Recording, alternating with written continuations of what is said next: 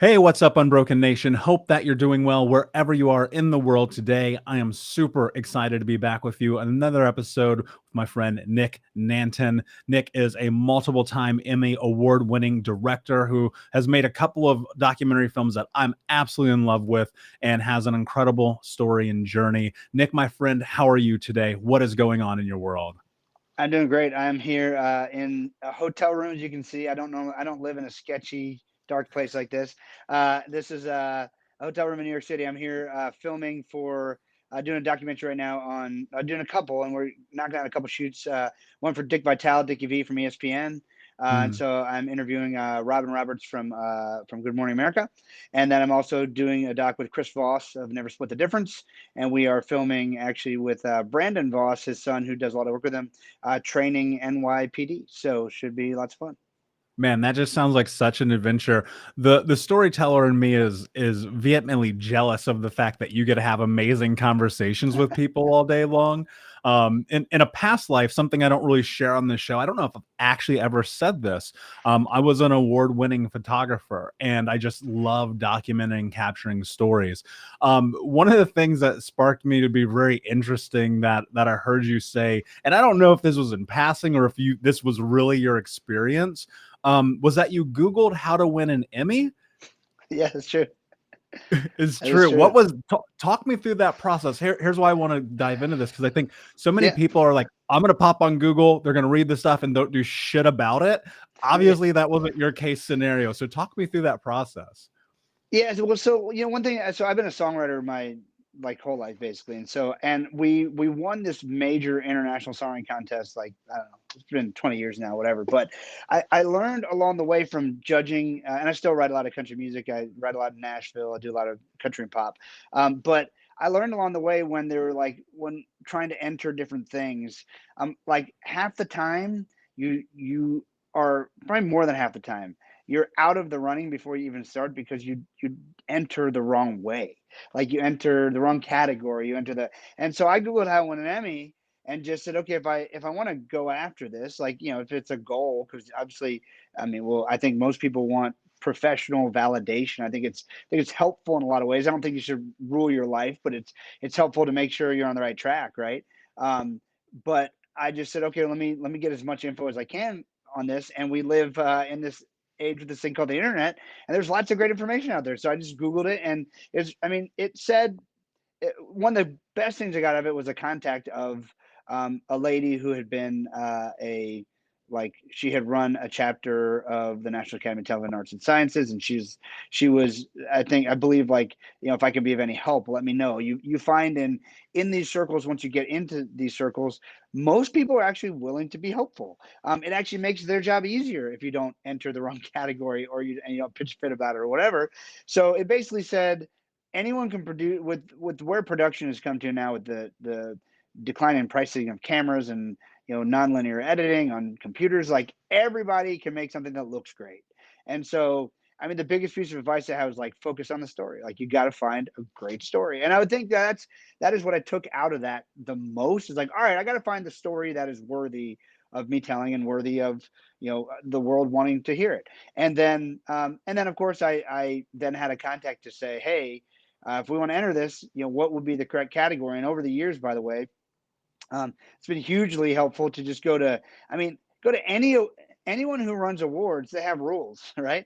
And there's typically someone in charge of the rules that would love to help you make sure you're not breaking the rules. Would love to help you make sure that you're doing the right thing. But it's so funny because we sort of would think, or I don't know about you, but I would think like, oh man, if I want to enter the Emmys, I can't talk to anybody there. Like, they don't want to tell me the secrets or whatever. But it's not that way, and it's typically not that way with any sort of award body that I've found, unless it's a secret society, and then I don't know what to do with those. So Yeah, totally. I agree with you. I think that I think it's a misnomer that people aren't willing to help you. I think somehow that's misportrayed. Call it through the media, call it through the news, whatever it may be. But I have found that people are incredibly kind, incredibly willing. But you have to ask for help. Like you got to be willing to put yourself out there and go, hey, am I playing this game the right way?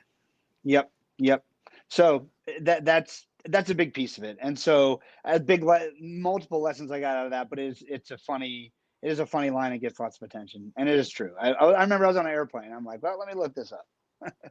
Yeah, absolutely. And like, that's the thing too, man. Like, it's right there in front of you. Do something with it. You know, one of the things that I'm really interested to talk to you about here is how you found storytelling through this form. And what I mean by that is through documentary filmmaking, specifically being a director.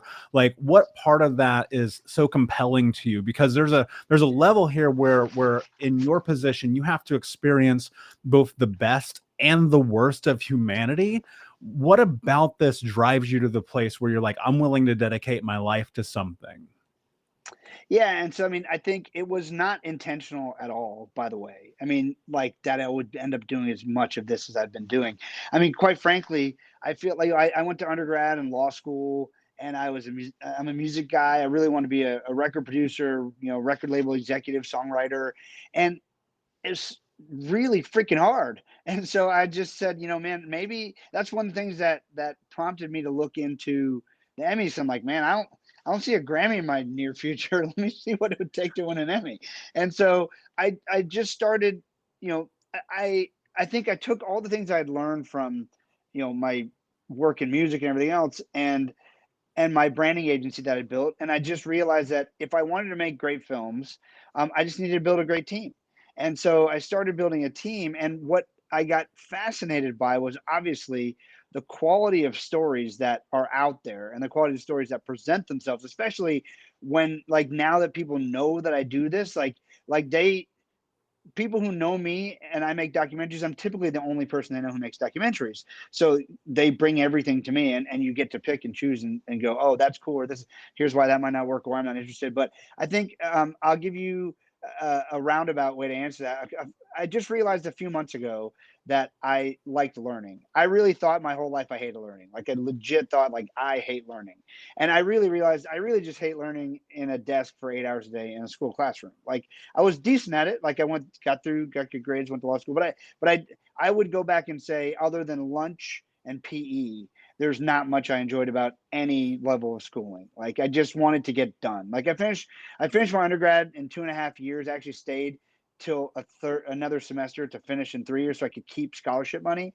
And I went right into law school. And like I just wanted to get done. I want to be done with school. I hated everything about it, other than the people. I like the people, and I had some good teachers and all that stuff. I just did not love that process. But then I realized like the reason I love doing what I'm doing right now is because I actually am fascinated by learning new things and meeting new people, and that's all I get to do. Like I get to have, and when you have a camera with you, you get, no one holds back, because I'm not doing exposés. I'm doing like, we're storytelling and digging in. I do a lot of biographies. I do a lot of cause-based stuff, and it's like no one says, "Oh yeah, you should talk to my buddy. He's a deadbeat over on Third Street. He's never done anything in his life." They're like I'm doing Dick Vitale's documentary right now. It's like, "Oh yeah, yeah, and I also want you to interview Shaq, and I also, oh, could you get Charles Barkley? Oh, and I'm really good friends with Kenny Chesney. Could you grab him?" And it's like the people I get to work with, and one of the delineations I make in my world is like I work with celebrity experts. I don't work with celebrities.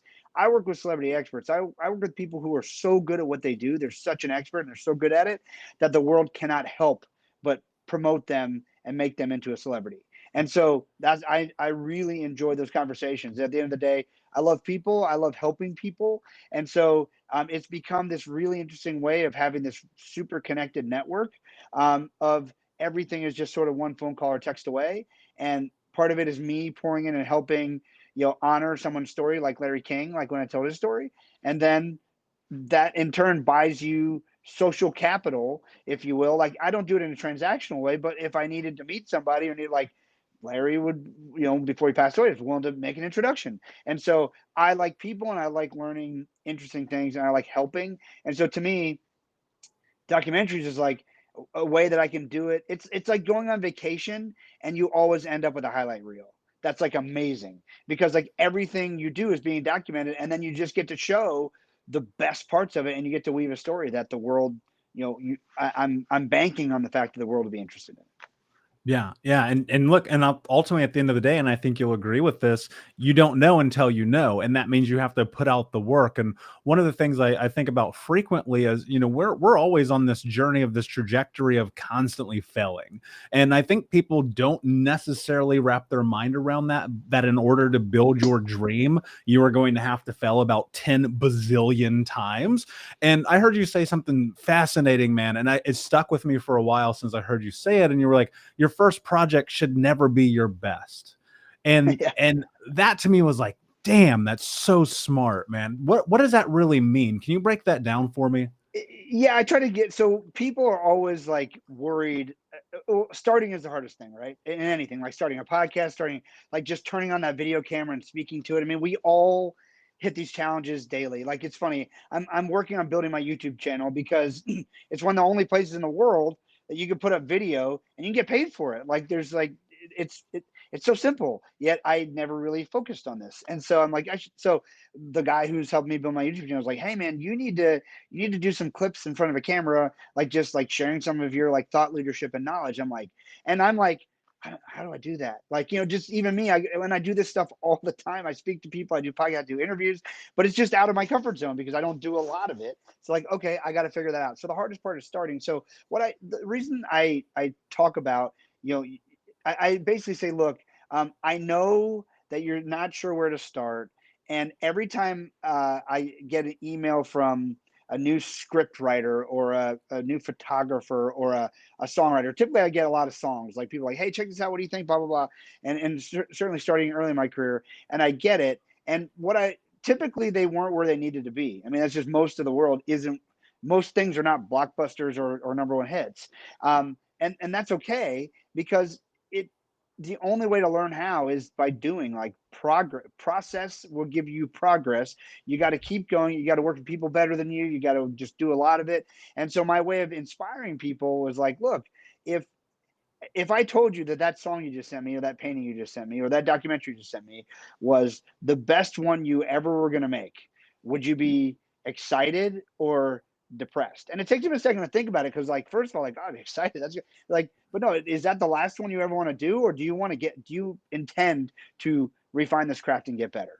And inevitably, the answer is like, no, I'm just starting out. And so, exactly. So, let me give you feedback of, don't worry about it. You're only going to get better from here. Your first one is going to suck, and let's just keep moving and just focus on constant improvement, continually getting better. So that's sort of why I started talking about that concept of like making people think about like, hey, if the thing you just sent me was the best you were ever going to do, you're never going to do better than that in your life.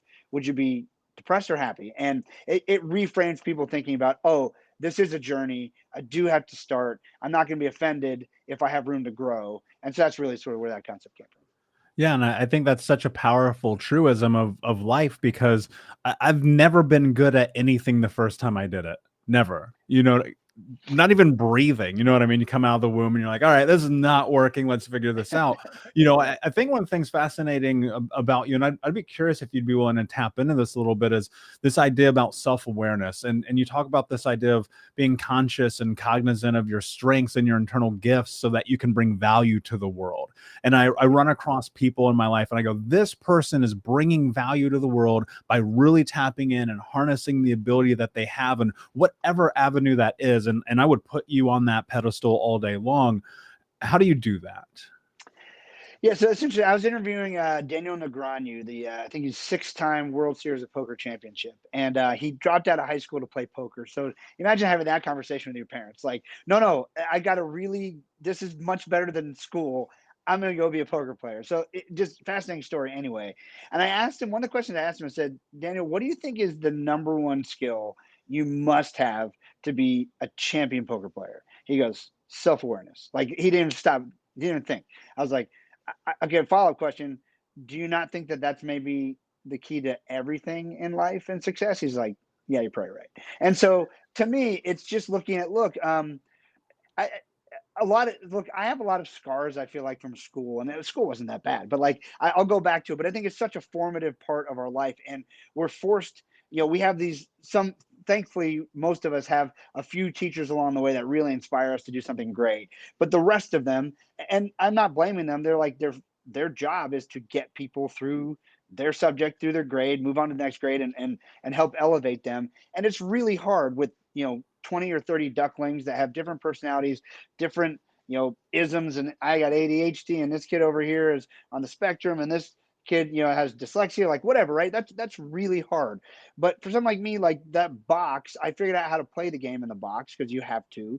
But we're sort of taught that we have to be good at everything, like because you don't get celebrated if you get an A in English and a D in math. You don't, because there's this basic skill you need to know in math. I mean, I would argue, is trigonometry a basic skill you need to know? I don't know. I don't have a good answer to that. There's probably a great reason. You do need to experience it before you can determine, oh, I might want to be an engineer.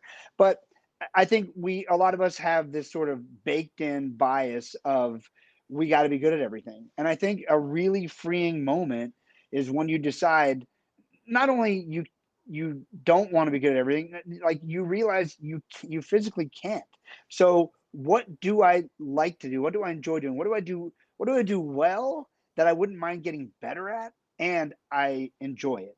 And so to me, it's just like working on those strengths. And then, like, my whole career now has been figuring out what are my strengths, and then what are my biggest weaknesses, and who can help me with that. A couple concepts from Dan Sullivan, strategic coach. He's amazing. Who, not how. I get to a point in my life now where if I want to do something new, I go, who can help me with this? Not how do I do that? I go, who can help me with this? Who do I know who's done this before? Who do I know that can share their secrets? Or who do I know that can just do it for me?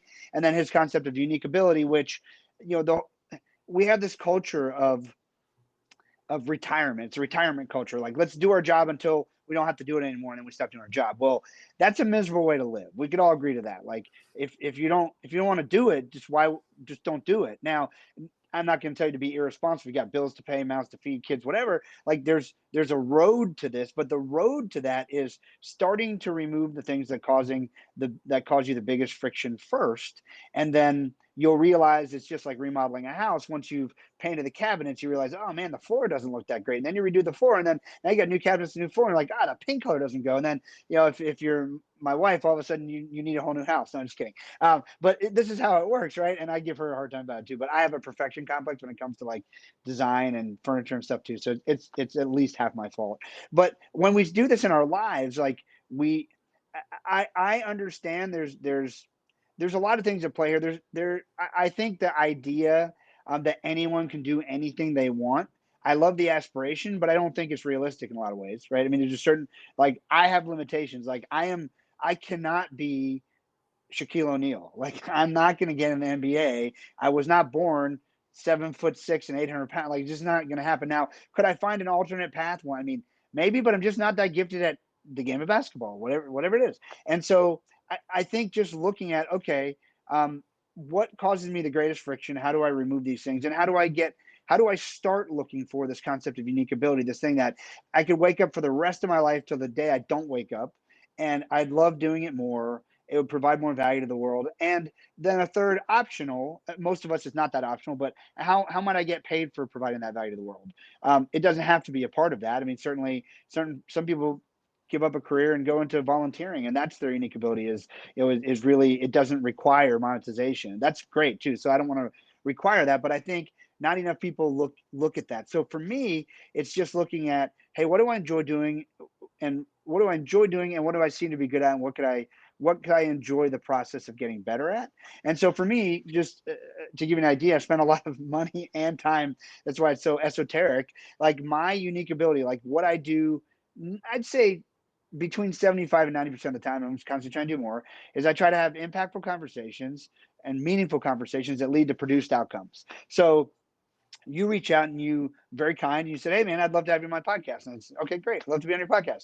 And so, I looked you up and whatever, and it sounds great. And so this is hopefully a meaningful conversation that's going to lead to the produced outcome of a podcast being released into the world, and hopefully it helps somebody. If you had said, hey Nick, will you write a special report for me that I can send out to I would either say no, or I'd say if it was worthwhile for the audience and who's going to help, I'd have a meaningful conversation with a ghostwriter, and that ghostwriter would produce the outcome of this special report. In a documentary, I have a meaningful conversation behind the camera, sometimes in front of the camera. Sometimes I speak from stage, sometimes I do podcasts, sometimes I do interviews. And all I do is I stay in my lane and just try to have the most meaningful conversation I can. One last tip, and I will shut up and you can ask another question.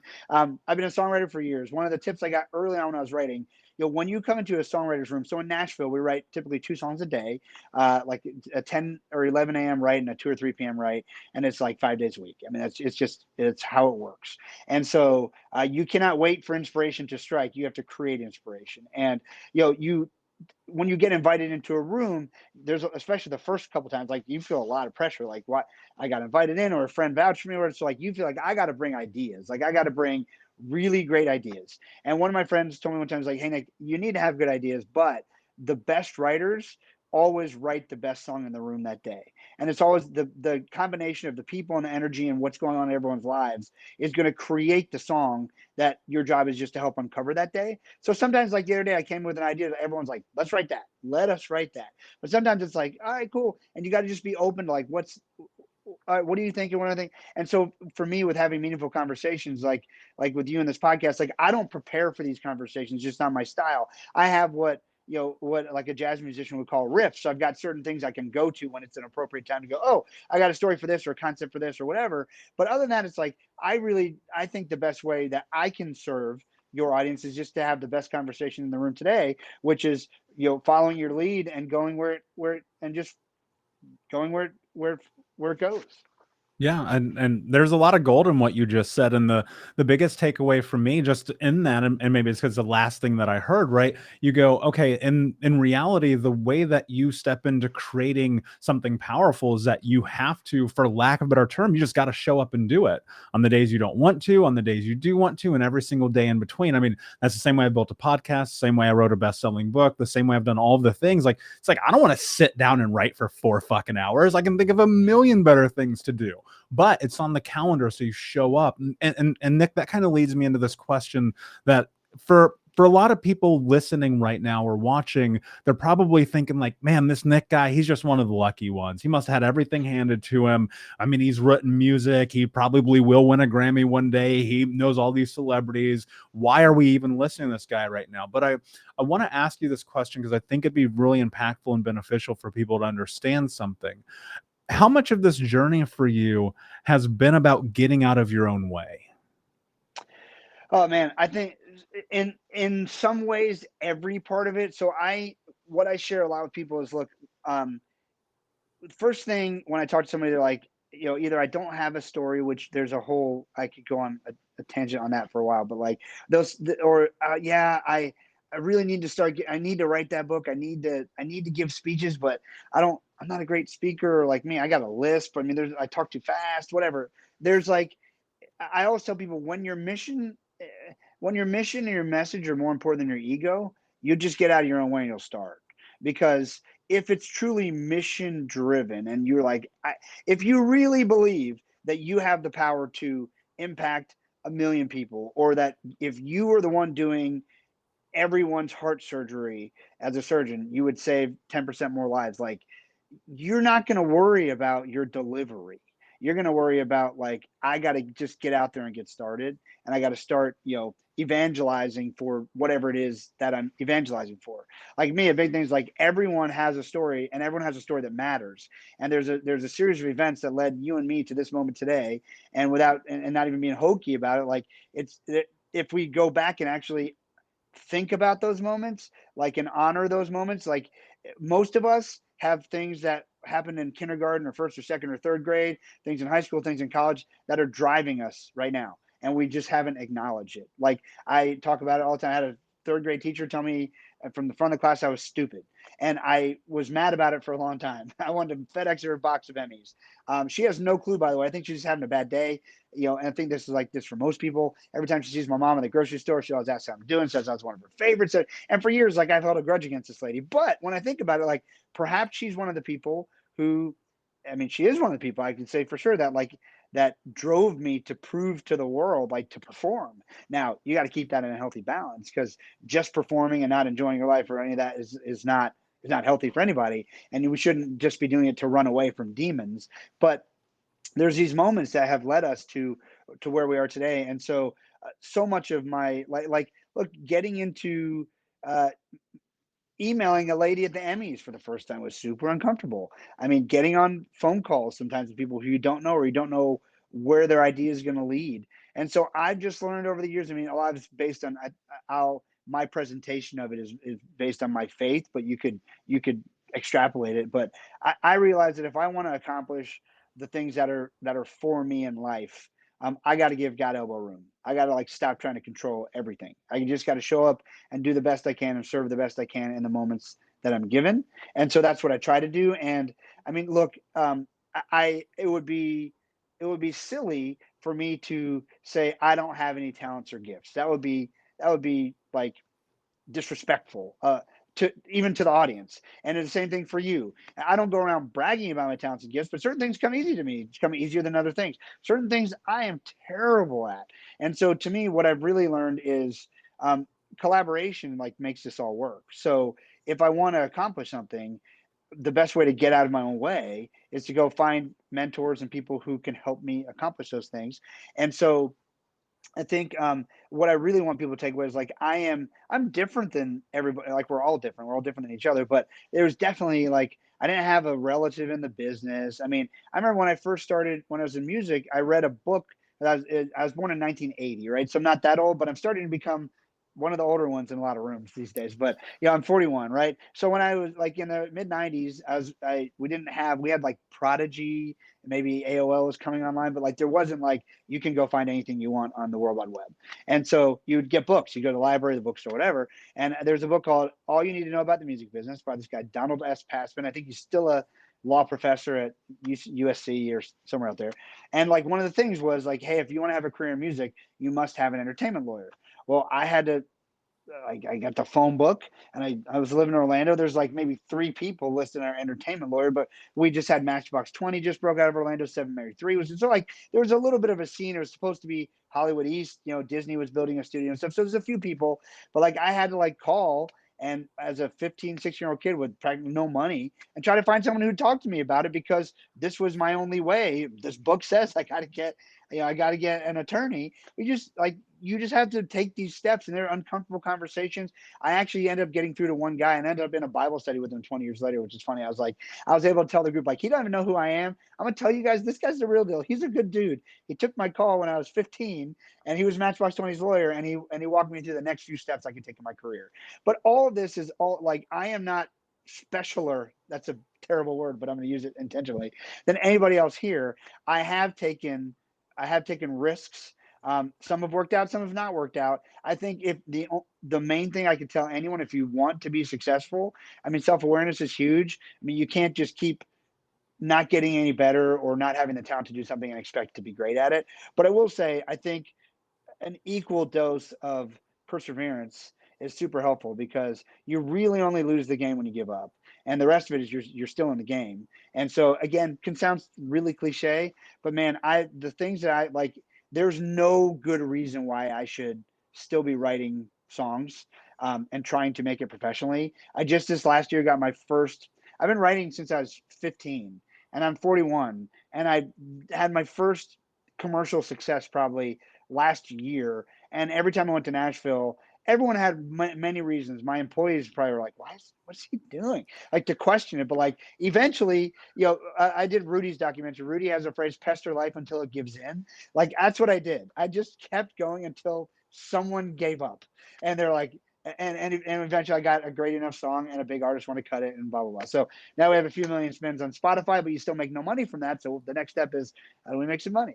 And so anyway, hopefully I answered your question. Lots of stories in there.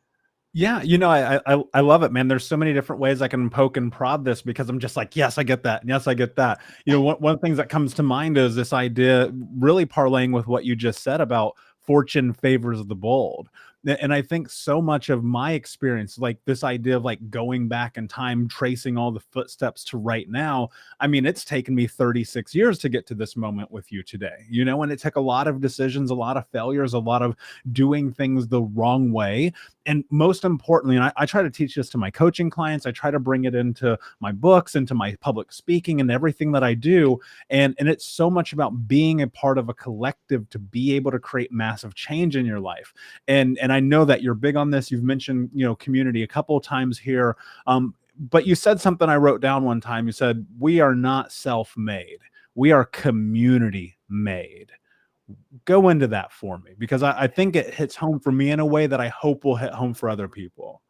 Yeah, I heard a few people say this. I think maybe Arnold Schwarzenegger sort of got me thinking about this for the first time I think it was him who said something like that. It's like there's this this Western culture um, has the tendency to take any you and make it singular. So if I say you, here we go, it's talking to me. It's about me. It's about me. And so we have this really singular focus on ourselves. And we're all sort of born self-centered, right? Like I need milk, I need food, I need whatever. And so at some point, I think a lot of us lose track of the fact that like whether I liked the interaction with that third grade teacher or not, she helped shape who I was. And then beyond that, people who, like my parents, who sacrificed a lot. We were immigrants, like to help me and my brother get to university and to get through university and to have food on the table. And like even if you were forsaken by your parents, let's say, and you had to get a job to work to raise yourself, to where you're like you probably still had someone who took a chance on you and gave you a job. You probably had someone who modeled some good behaviors for you that you learned how to not recreate a broken past, or that a broken past that you were brought up in. So we are the sum of, it's funny because you could really break it down to the simplest principle of sort of a can become a hokey self-help principle, but you are the sum of the 9 people you hang out with the most. But we are, every one of us is the product of what we put into our heads. And whether that's, before I met Tony Robbins, I had hundreds of hours when I was training for tennis as a kid. My coach gave me Tony Robbins CDs, and like, Tony Robbins was part of my mindset. And then my tennis coach, who was nice enough to give me the pirated CDs, which I've had to apologize to Tony Robbins about, that I had. But like, we are made by our surroundings and by our community. And if you make good decisions, you try to remove toxic people and places from that community. They still do shape you, though, by the way. They are part of your upbringing. So I think it's just a very selfish way of looking at things to say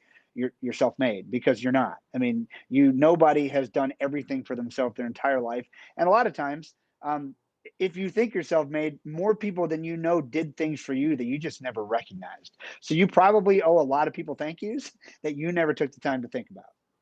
Yeah, I could not agree with that more. I mean, there is a 0% chance I'd be here talking to you without mentors, without coaches, without teachers who put me in situations that made me recognize the path I was heading down.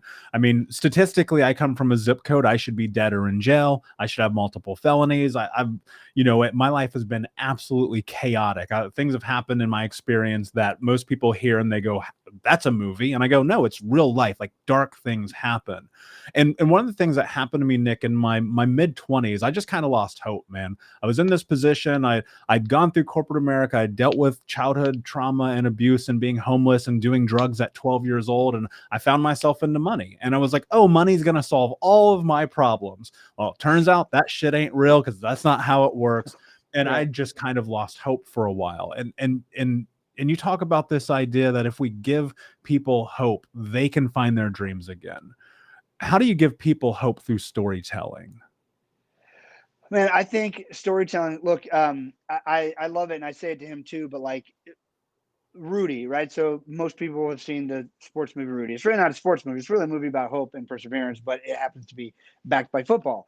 But if you were to break down Rudy's story the worst way possible, which is probably how each of us break down our own stories, because we're not megalomaniacs, we're not narcissistic egomaniacs, and we just think, my story is nothing special because I lived it. Like we all think like other people's talents. Like if you can play piano really well, you're like, oh, it's not that big of a deal. You just play the piano, but playing drums is like, that's cool because you can't. And someone else's story is cool because it's not yours. Yours, you lived it. It just seems normal. It's like, oh, it just, you couldn't not live it. It's just what happened.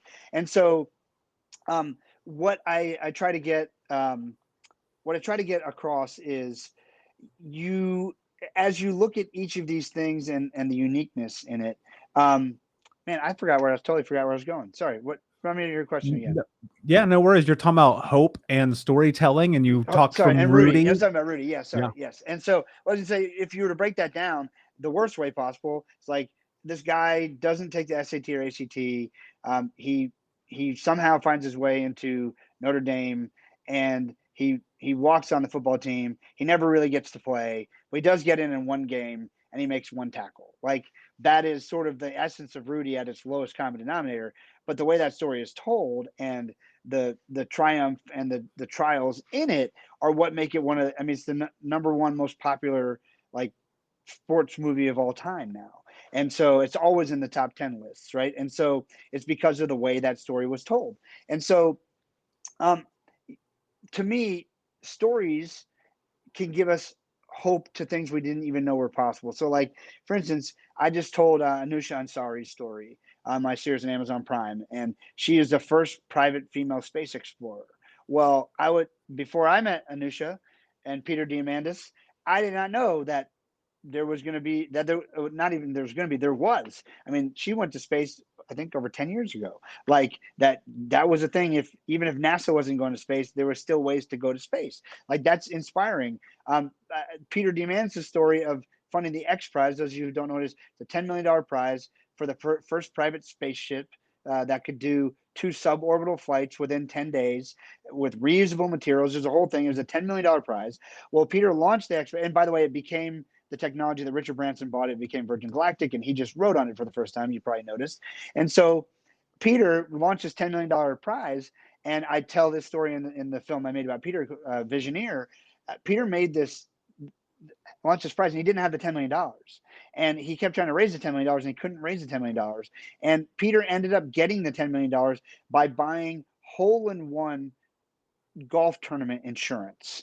So like if you go to a golf tournament, there's $1 million purse if you hit hole in one. They don't have $1 million in the safe somewhere. They hired an insurance company to do the odds, and they do it for a bunch of golf courses, and everybody pays in their insurance. And when it some random time gets hit, the insurance company has enough money and they pay it out. Well, so Peter's mentor said, "Hey, let's go see how much we could get. There's these policies. Let's go get an insurance company that'll bet against us in this time frame, and we just don't know how much $10 million of space insurance is going to cost us." Well, so when people see that story, it blows their friggin' mind. Like, you got what?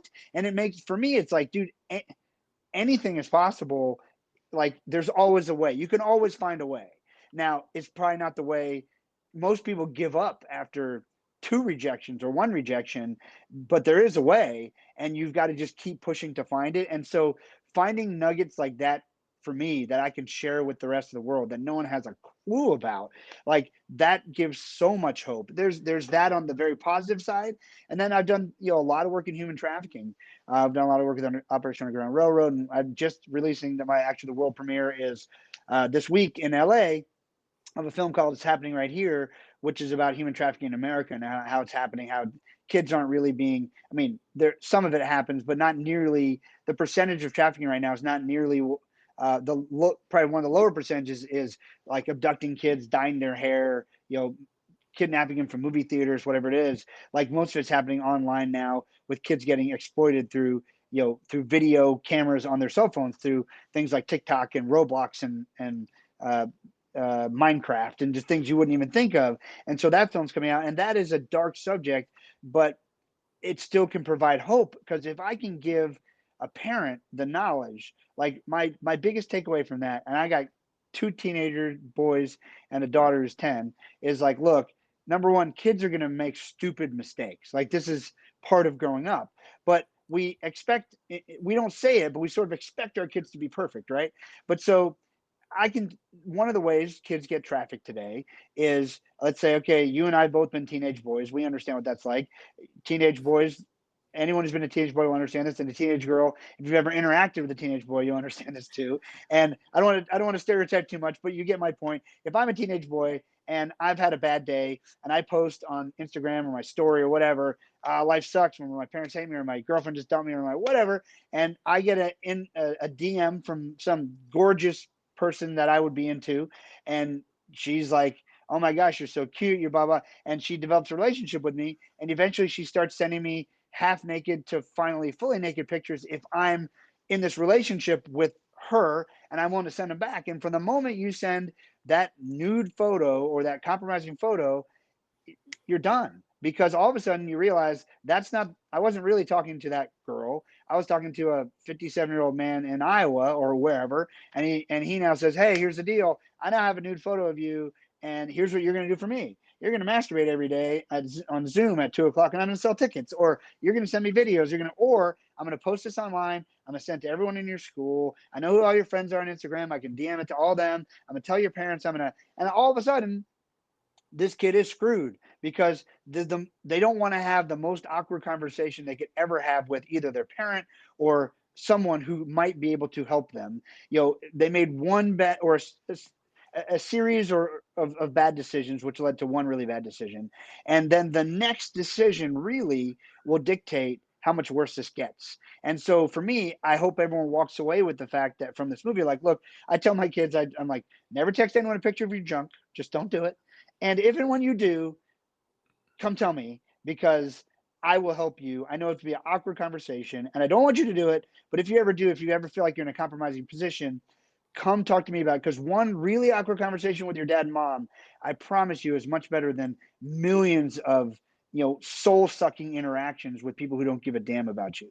And so that's the message. And I think that I hope that will bring hope, because prior to this, any parent, it's a broken subject. It's a subject that's really dark. They don't know what to do. They don't even know what it is. They still think they're telling their kid, and not that you shouldn't practice good safety, but now it's so much more effort and so much riskier and creepier to buy a white van to lurk around movie theaters. No one even goes to malls anymore, right? But so they didn't even know the problem before. And now I go through all the way to them having some realizations of like, oh, wow, not only should I be aware of what social platforms and things my kids are using and what they can be used for. Like, most people don't know Zoom. I mean, it makes sense once you hear that they sell tickets to child rape on Zoom because it's just a platform. And so they use it that way. And so when you realize what it is, my hope is that it brings hope to somebody to go, okay, now I can take the first step in starting to have some of these awkward conversations. And like me, I showed the movie, not to my youngest daughter, my two teenage boys. I showed it to them when we were finishing up the movie. I'm like, to me, it gives a great starting point for a discussion. So my hope is it goes throughout schools and churches and organizations to just help start these conversations. So it doesn't matter whether it's a positive or a negative topic. Storytelling can bring hope to it because you can see what others did. I have a book called Story Selling. One of the things we talk about is how to win an argument. And the best way to win an argument is not to argue. It's to tell a story with the outcome you already know what the outcome is. And then you get to say, and here's why the outcome is what it is. And then there's never an argument. So then from that point on, you know what you're talking about because you cited a real example and you gave the reasons why it happened. And so storytelling allows you to do that and allows you to lead people down whatever path it is that you want to lead them down. And I choose to lead people down paths of hope, whether it's a bright subject or a dim subject. Yeah, and that's really beautiful. And I think so much of our human experience is recognizing that there's information on both sides, and we often shy from the dark things. And that's why, like, I love the documentary you did with Tim Ballard, Operation Toussaint, because I looked at that and I was like, wow, look at what is happening in the world right now with child sex trafficking in light of the fact that we are now more evolved as a species than ever in history, and yet it's still happening. And then now with it's happening here, looking at this is kind of what's so fascinating to me, Nick, about Western society and America in particular, and the way that we're sold this lie or this fathom that we are always safe, we're always protected, America's where all the good things happen. And then with the documentary you're working on now and now coming to release this week in LA, and I just go, man, that's not true. There is still darkness, but in bringing light to that darkness, we're able to build what is next. We're able to cross those gaps, close those doors, and help people go into what's next in their life. And that's a big reason that Think Unbroken, my company, we donate to OUR, Operation Underground Railroad, every single month through our programs, through the podcast, through our coaching, because it matters. And at the end of the day, I think so frequently we get caught up and stuck in this idea that all of the bad things are everywhere else. And you're like, man, it's right next to us. And one of my missions in life, my number one mission in life, is to end generational trauma in my lifetime. That's why I write the books. That's why I have the podcast. That's why I speak around the country, because I always think if a kid doesn't have to have a story like mine, then that means I can tell my story to bring hope to people. So I'm right here with you. And I have a great appreciation for you, A, for putting yourself in a precarious and dangerous situations, but B, and probably more so, being willing to shine light on the darkness, because you can't bring anything out when it's hidden still. And so I just want to commend you and applaud you and show you a just tremendous amount of gratitude for being willing to do that. I know that you put a fucking bulletproof vest on to go in Haiti and do a raid. Like, that takes fucking balls, man. So thank you for that.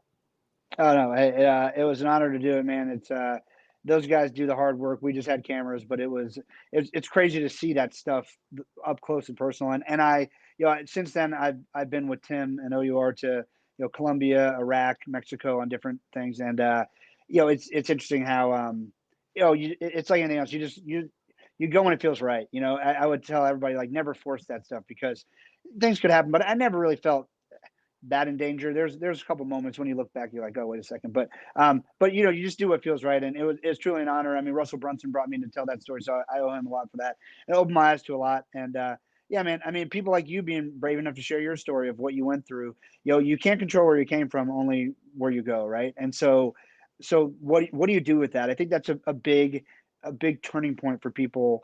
You got to decide, what are you going to do with that? Are you going to continue to live a broken story, or are you gonna find hope in those ashes? And I think, look, unfortunately, evil is always going to exist. Like, that's just the way it is.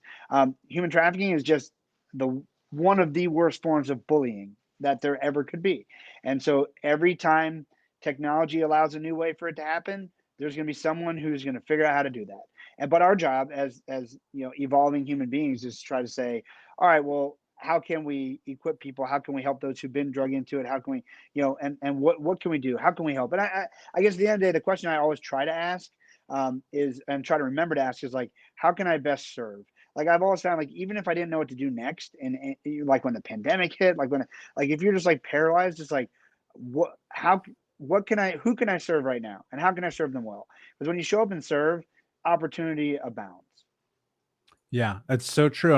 And I'll tell you this, when I was in my darkest spot, when I was at my rock bottom, it was being of service that pulled me out of that. And so I'm right there with you. And you need hope in your life, go serve other people, because I promise you, your life will be different. Nick, my friend, this has been an absolutely amazing conversation. Before I ask you my last question, can you tell everyone where they can find you? Yeah, I'm pretty much everywhere under Nick Nanton, nicknanton.com. If you opt in there, you'll get more stuff. I'd love for you to like my Instagram and subscribe to YouTube and all the stuff that you're interested in. But nicknanton.com sort of has, if you opt in there, you'll get the updates on new movies and new stuff. Brilliant. And of course, we'll put all of the links in the show notes, and go check out Nick on Amazon Prime. I know Operation Tucson is on there right now. You can watch it for free as a part of Amazon, or if they change the algorithm and now you have to pay. Either way, go watch it, because it's an incredible documentary. Nick, my last question for you, my friend, is, what does it mean to you to be unbroken? That term reminds me of the plot line. There's 7 major plot lines in storytelling, and there's one, it's rebirth. And rebirth is an amazing plot line, but it requires tragedy before you can be reborn. So to me, being unbroken is acknowledging the broken pieces of your life and your story, and then using those to, as you said, to help others either not make the same mistakes, or identify certain problems earlier so they don't have to go through the same pain you have. I tell people, look, first of all, everyone has a story that matters. And like we talked about, the moments that led you to here, the things that got you to here, look like very clearly there are elements in your life that make you the most uniquely suited person in the world to speak to your audience of people who are trying to avoid or fight or come back from these horrific events. And at best, you're giving, you said what you said, you're 36. You're giving people a 36-year shortcut. And so I like to think I'm giving people a 41-year shortcut. And every time I deprive people, and you deprive people, and everyone listening deprives people the sharing of the lessons you have learned, the things you have learned by living the number of years you've lived, you're literally depriving them of a multi-decade shortcut. And so I think Unbroken is being willing to step out and share the broken parts of your life, and as well as the things that you have learned, to help create something new, which is not even about you. It's about creating new opportunities for other people. Brilliantly said, my friend. Nick, thank you so much for being here. Unbroken Nation, thank you so much for listening. Please like, subscribe, comment, share, leave a review, tell a friend. And until next time, my friends, be unbroken. I'll see ya.